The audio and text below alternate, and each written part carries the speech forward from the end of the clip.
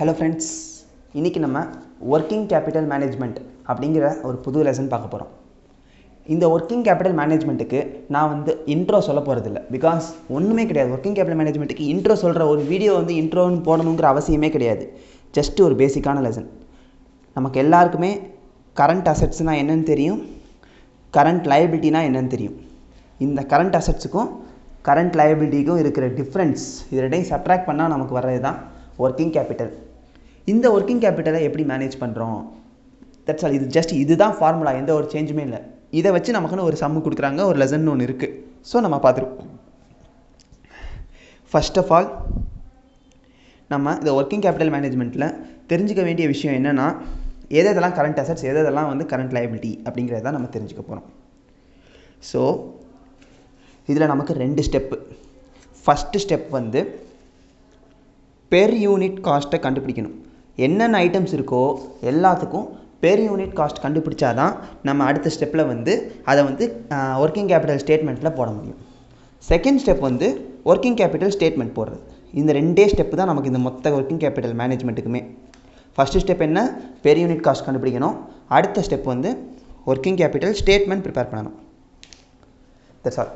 So first per unit cost அப்படிங்கிறது எப்படி நம்ம கண்டுபிடிக்க போகிறோம்னு கேட்டிங்கன்னா, நமக்கு என்ன கொடுத்துருக்காங்கன்னு பார்த்தீங்கன்னா, செல்லிங் ப்ரைஸ் வந்து ₹600 சொல்லி கொஸ்டினில் கொடுத்துருக்காங்க. அப்புறம் பிரேக்கப் கொடுத்துருக்காங்க. ஸோ அந்த 600ல் இந்த பிரேக்கப்பை நம்ம இனிஷியேட் பண்ணோம்னா நமக்கு வந்து பெர் யூனிட் காஸ்ட் கிடச்சிரும். ஸோ 600ல் 30% வந்து ரா மெட்டீரியல். ஸோ 600ல் 30%னா 180. அடுத்து 600ல் 10%னா நமக்கு வந்து பேக்கிங் மெட்டீரியல். ஸோ 600 × 10%னா 60. அடுத்து 600ல் டைரக்ட் லேபர் வந்து 15%. ஸோ 600ல் 15%னா 90. அடுத்து டைரக்ட் எக்ஸ்பென்ஸுக்கு 600ல் 5%. ஸோ 600க்கு 5%ங்கிறது வந்து நமக்கு டைரக்ட் எக்ஸ்பென்சஸ். அதுக்கப்புறம் வந்து ஃபிக்ஸட் ஓவர்ஹெட் வந்து நமக்கு மொத்தமாக 4,32,000 கொடுத்துருக்காங்க. ஆனால் நம்ம அதை என்ன பண்ணணும், பெர் யூனிட்டுக்கு மாற்றணும். ஸோ மொத்தமாக 4,32,000னா எத்தனை யூனிட்ஸு கொஸ்டினில் கொடுத்துருப்பாங்க, 400 யூனிட்ஸ்னு கொஸ்டினில் கொடுத்துருக்காங்க. 400 வந்து மொத்தமாக இல்லை, பெர் மந்த்து. ஒரு மாதத்துக்கு வந்து 400 யூனிட்ஸு. அப்போ 12 மாதத்துக்கு 400 × 12. ஸோ மொத்த 4,32,000 வந்து 400 × 12 யூனிட்ஸுக்குன்னா ஒரு யூனிட்டுக்கு எவ்வளோ அப்படின்னு கண்டுபிடிச்சிட்டு அதையும் நம்ம இந்த ஃபஸ்ட்டு ஒர்க்கிங் பெர் யூனிட் ஷீட்டில் போட்டுடுறோம். டோட்டல் காஸ்ட் கிடச்சிரும். 600 வந்து நமக்கு செல்லிங் ப்ரைஸ் அப்படின்னு சொல்லி கொஸ்டினில் கொடுத்துட்டான். ஸோ இது ரெண்டையும் டிஃப்ரென்ஸ் பண்ணிட்டா நமக்கு வர ப்ராஃபிட் வந்து பேலன்சிங் ஃபிகர். இது first step. Per unit cost கண்டுபிடிக்கிறது நமக்கான ஃபஸ்ட்டு ஸ்டெப். அடுத்த ஸ்டெப் என்ன, ஒர்க்கிங் கேபிட்டல் ஸ்டேட்மெண்ட் ப்ரிப்பேர் பண்ணுறது. ஒர்க்கிங் கேபிட்டலுக்கான ஃபார்முலா என்னென்னு பார்த்தோம், current assets minus current liability. So first இங்கே நமக்கு இருக்குது பார்த்தீங்களா, இந்த பெர் யூனிட்ஸ் இருக்கிறதுல வந்து எதெல்லாம் நமக்கு வந்து அசெட்ஸு, எதெல்லாம் நமக்கு லைபிலிட்டி அப்படின்னு சொல்லி நம்ம கண்டுபிடிக்க போகிறோம். Raw material asset, packing material asset, அவ்வளோதான்.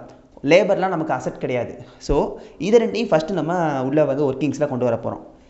பெர் யூனிட் தெரிஞ்சு போச்சு, 180, 60ங்கிறது தெரிஞ்சிருச்சு. எத்தனை யூனிட்ஸ்ன்னு பார்த்தீங்கன்னா 400 பெர் மந்த்துன்ட்டானா, அப்போ 400 × 12 = 4,800. இந்த 4,800 தான் வந்து நமக்கான டோட்டல் யூனிட்ஸ். 4,800 யூனிட்ஸ். இங்கே ருபீஸ் தப்பாக இருக்குது, ருபீஸ் இங்கே வரும். So 4,800 units. ஒரு யூனிட்டுக்கு 180 ரூபா வந்து ரா மெட்டீரியல் ப்ரைஸு. இது வந்து டோட்டல் இயருக்கு. பட் பீரியட் கொடுத்துருக்காங்க பார்த்தீங்களா, ரா மெட்டீரியலுக்குனா இவ்வளோ, பேக்கிங் மெட்டீரியலுக்குனா இவ்வளோன்னு சொல்லி. ரா மெட்டீரியலுக்கு எவ்வளோ சொல்லியிருக்காங்க, 30 நாள். ஸோ 30 / 300. ஏன் 300 எடுக்கிறோம், இயருக்கு 365 தானேன்னு கேட்கலாம். கொஸ்டினில் கிளியராக என்ன சொல்லியிருப்பான்னா, working days in a year are taken as 300 for budgeting purposes அப்படின்னு சொல்லி கொடுத்துருப்பாங்க. அதனால தான் நம்ம 300 எடுக்கிறோம். கொடுக்கலைன்னா நம்ம 365 எடுத்துடணும். ஸோ 4,800 × 180 × 30/300 போட்டால் நமக்கு ஃபஸ்ட்டு ரா மெட்டீரியலுக்கானது கிடச்சிரும். அடுத்து என்ன, பேக்கிங் மெட்டீரியல். பேக்கிங் மெட்டீரியல் 60ன்னு கண்டுபிடிச்சிட்டோம். இன்ட்டு எத்தனை யூனிட்ஸ்னு பார்த்தோம், 4,800ன்னு சொல்லி பார்த்துருக்கோம். நெக்ஸ்ட்டு இதோட நிப்பாட்டாமல் என்ன பண்ணணும், பேக்கிங் மெட்டீரியல்ஸ் எவ்வளோ சொல்லியிருக்காங்கன்னா 15 days. ஸோ 15 / டோட்டல் டேஸ் வந்து 300. இது வந்து நமக்கு அடுத்து பேக்கிங் மெட்டீரியலுக்கானது. பட் இது 2 மட்டும் நமக்கு அசெட்ஸ் கிடையாது. இந்த ரா மெட்டீரியலையும் இந்த பேக்கிங் மெட்டீரியலையும் நம்ம ஃபினிஷ்டு குட்ஸாக கன்வெர்ட் பண்ணுறப்ப நம்ம அந்த ப்ராசஸ்க்கு பேர் என்னன்னு சொல்லி பார்த்தோம், ஒர்க் இன் ப்ராக்ரஸ் இல்லை ஒர்க் இன் ப்ராசஸ்ன்னு சொல்லி பார்த்தோம். அந்த ஒர்க் இன் ப்ராக்ரஸ் அப்படிங்கிறது தான் நம்ம வந்து அடுத்து எடுக்க போகிற ஐட்டம். மொத்த யூனிட்ஸ் வழக்கம் போல் 4,800. ருபீஸ் எவ்வளோன்னு பார்த்தீங்கன்னா, ஃபஸ்ட்டு 180 வந்து ரா மெட்டீரியல், அடுத்த பேக்கிங் மெட்டீரியல் ஒரு 60, ஸோ 240 ஆச்சா. அது மட்டும் கிடையாது, வேறு என்ன நடக்கும்னா டைரக்ட் லேபர். ஆனால் அந்த டைரக்ட் லேபர் வந்து மொத்தமாக கிடையாது. இதை மட்டும் நல்லா ஞாபகம் வச்சுக்கோங்க. நமக்கு வந்து எப்போவுமே ஒர்க்கிங் ப்ராக்ரஸ் எடுக்கும்போது மொத்த லேபரும் அந்த ஒர்க்கிங் ப்ராக்ரஸில் ஈடுபடுவான்னு சொல்ல முடியாதுல்ல. அதனால தான் என்ன பண்ணணும்னா மெட்டீரியல் எடுத்தோன்னா, இது நல்லா ஞாபகம் வச்சுக்கோங்க, இது ஒரு ட்விஸ்டடான ஒன்று. எடுத்தோன்னா 100% எடுக்கணும். லேபருக்கு எவ்வளோ எடுக்கணும்னா 50% தான் எடுக்கணும். இதுதான் எப்போவுமே ரூல். கொஸ்டினில் வந்து இந்த மாதிரி 100 சொல்லிலாம் கொடுத்தாங்கன்னா பிரச்சனை கிடையாது. பட் கொடுக்கலைன்னா என்ன பண்ணணும்னா மெட்டீரியலுக்கு 100, லேபருக்கு 50 தான் எடுக்கணுமே தவிர 100 எடுத்துடக்கூடாது. அதுதான் முக்கியமான பாயிண்ட். ஸோ இப்போ இந்த இதில் பார்த்தீங்கன்னா மெட்டீரியல் 100, ஸோ 180க்கு 100%னா 180, 60க்கு 100%னா 60, ஸோ 240.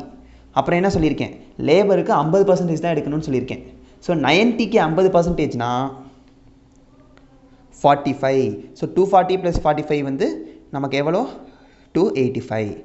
இதுதான் நமக்கான இந்த ருபீஸ். இன்ட்டு என்ன பண்ணணும், இது வழக்கம் போல் ஒர்க் இன் ப்ராக்ரஸ்க்கு 7 days கொடுத்துருக்காங்க. ஸோ 7/300.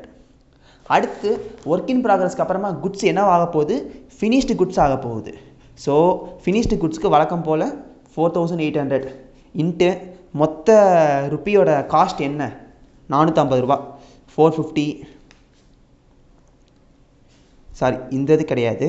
ஏன்னா வந்து நமக்கு என்ன கொடுத்துட்டாங்கன்னா கொஸ்டினில் 200 யூனிட்ஸ் தான் வந்து ஃபுல்லாக முடிஞ்சிருக்குன்ட்டாங்க. ஸோ நம்ம அந்த 4800 எடுக்கவே கூடாது. ஃபினிஷ்டு குட்ஸ்க்கு எவ்வளோ 200 × 450 மட்டும்தான். ஏன்னா நமக்கு வந்து அந்த குட்ஸ் வந்து 4800 குட்ஸுமே நமக்கு ஃபினிஷ்டு குட்ஸ் ஆச்சானே தெரியாது. அதனால தான் 450 × 200 மட்டும்தான் நமக்கு ஃபினிஷ்டு குட்ஸ் ஸ்டாக்கு. அடுத்த அசெட் நமக்கு என்னென்னு பார்த்தீங்கன்னா டெட்டார்ஸ். டெட்டார்ஸ்க்கு வழக்கம் போல் 4800 வந்து நமக்கான total unit. Selling price per unit 600 ரூபா. ஆனால் இந்த மொத்தமாகவே நமக்கு வந்து டெப்டார்ஸ்க்கு போகாது. ஏன்னா மொத்த சேல்ஸில் வந்து 80% தான் வந்து கிரெடிட் சேல்ஸ். கிரெடிட் சேல்ஸாக இருந்தால் தானே அது வந்து டெப்டார்ஸ் வருவாங்க. ஸோ மொத்த சேல்ஸில் 80% டெபிட் சேல்ஸ்னால் அப்போ நம்ம 80/100 மல்டிப்ளை பண்ணுறோம். அதோட டெப்டார்ஸுக்கு நமக்கு கொடுக்குற கிரெடிட் வந்து 30 ஒர்க்கிங் டேஸ் கிரெடிட் கொடுக்குறோம். நான் வந்து கொஞ்சம் டக்குன்னு ரீட் பண்ணுறதுனால டக்குன்னு போடுறேன், பிகாஸ் ரொம்ப டைம் ஆகிடும். நீங்கள் வந்து கிளியராக கொஸ்டின் ரீட் பண்ணிக்கோங்க. இன்ட்டு 30/300. இதுதான் டெட்டார்ஸ். இதோட நமக்கு கரண்ட் அசெட்ஸ் முடியுது. கரண்ட் லைபிலிட்டியில் என்னென்ன வரும்னா கிரெடிட்டார்ஸ் வரும், எக்ஸ்பென்ஸுக்கான அவுட்ஸ்டாண்டிங் வரும். அப்புறம் இந்த பேக்கிங் மெட்டீரியல்ஸை வந்து நம்ம பர்ச்சேஸ் பண்ணியிருப்போம்ல, அதுக்கான கிரெடிட்டாரு, ரா மெட்டீரியலை பர்ச்சேஸ் பண்ணதுக்கான கிரெடிட்டார். இந்த 3 ஐட்டம் தான் வரும். Creditor for raw material, creditor for packing material and lagging payment of overheads. இது வந்து சேஞ்சே இல்லை. எப்படின்னா 4800 நம்பர் ஆஃப் யூனிட்ஸு, 180 வந்து இந்த பெர் யூனிட் காஸ்ட்டு, இன்ட்டு 30/300 வந்து நமக்கான இந்த கிரெடிட் டேஸு. அதே மாதிரி தான் பேக்கிங் மெட்டீரியலுக்கும் 4800 × 60 30 கிடையாது. கிரெடிட்டார்ஸ்க்கு வந்து 21 ஒர்க்கிங் டேஸ் கொடுத்துருக்காங்க. ஸோ 21/300. பேக்கிங் மெட்டீரியலுக்கும் 21/300. எக்ஸ்பென்சஸ் அண்ட் ஓவர் ஹெட்டுக்கு வந்து நமக்கு 15 ஒர்க்கிங் டேஸ் கிரெடிட் இருக்குது. அதனால் 4800 × 120 × 15/300. இதுதான் வந்து கரண்ட் லைபிலிட்டி. வர்ற ஆன்சர் தான் நமக்கு வந்து நெட் ஒர்க்கிங் கேபிட்டல். அடுத்து பார்த்தீங்கன்னா ஒன்றே ஒன்று சொல்லியிருக்காங்க, cash requirements to be 12% of net working capital. So மொத்த வந்த நெட் ஒர்க்கிங் கேபிட்டலில் அடிஷ்னலாக இன்னும் ஒரு 12%க்கு வந்து கேஷ் ரெக்குயர்மெண்ட் ஆட் பண்ணிக்கோ அப்படின்றாங்க. அதனால் வர்ற ஆன்சர்லேருந்து இன்னும் ஒரு 12% ஆஃப் கேஷ் வந்து நம்ம ஆட் பண்ணி டோட்டலாக வர்றது தான் டோட்டல் ஒர்க்கிங் கேபிட்டல். இது வந்து இந்த ஒரு சம் தான் நான் மொத்தமாகவே சொல்ல போகிறேன். பிகாஸ் இந்த ஒரு மாடல் கிளியராக புரிஞ்சுக்கிட்டா அடுத்து எந்த சம்மே நமக்கு தேவையில்லை. எல்லாமே நம்ம வந்து போட முடியும். எல்லா சம்முமே இதே 2 ஸ்டெப்பு தான். First step per unit cost, second step working capital. எல்லா சம்முக்கும் இதே மாடல் தான். ஸோ இந்த வீடியோ கிளியராக பாருங்கள், எல்லா சம்ஸையும் ஒர்க் அவுட் பண்ணுங்கள், ஈஸியாக கிளியர் பண்ணிடலாம். ஏதாச்சும் டவுட்ஸ்னால் கமெண்ட்ஸில் கேளுங்க. தேங்க்யூ.